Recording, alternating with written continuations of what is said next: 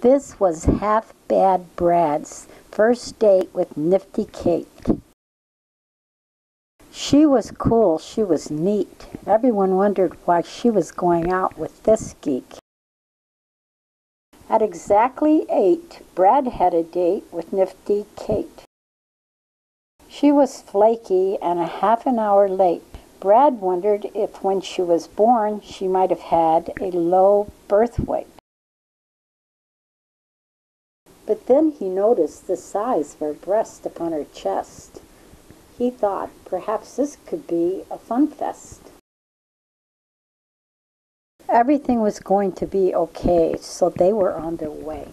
But in the car something overtook Brad, something of a sort that was quite bizarre. He could not explain it as much as he could a quasar. At that moment a schism had occurred.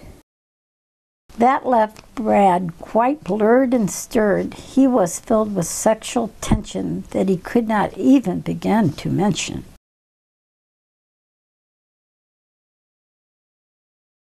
How could he have such evil, sadistic thoughts for a girl who was on the honor roll? Blah, blah, blah. And because she was an honor student all this time, she had been discussing Einstein's theory, Harry Curie, the trickle-down theory, and Timothy Leary. Brad hadn't heard a word, so Kate thought he was like the biggest bird turd. Finally, they were seated at their public eating destination, and Kate ordered linguine with sauce of crustacean. Brad ordered a simple plate of 1 egg roll.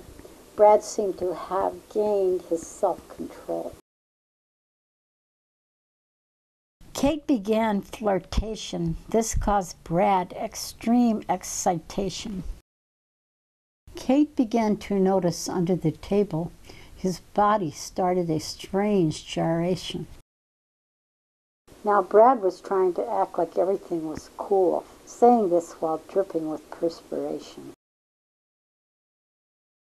Little did Kate know the reason was involuntary masturbation, but she thought he must have some form of mild retardation.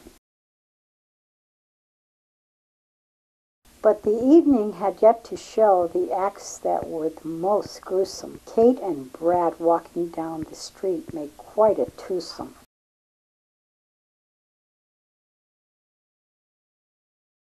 Kate began to bitch and moan. Brad became accident prone. He tripped a fellow pedestrian and broke the guy's ankle bone. But Kate didn't care.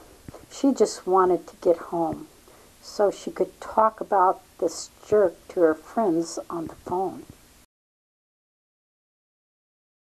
All this stress triggered Brad's disorder. This made him ruthless. He started punching people and making them toothless.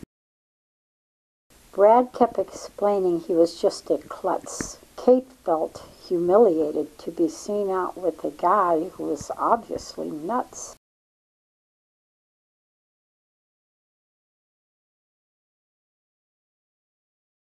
He was doing more damage than a tsunami. His problems were more complex than origami.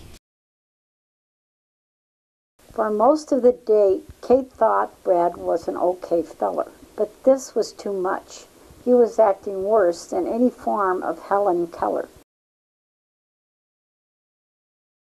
That was it.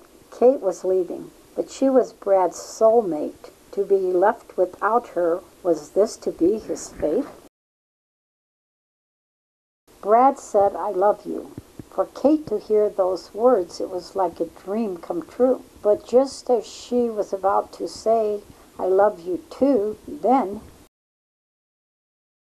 as if Brad was possessed by voodoo, at that precise moment his hand roared toward Kate's brassiere. There was no greater tragedy even in all of Shakespeare.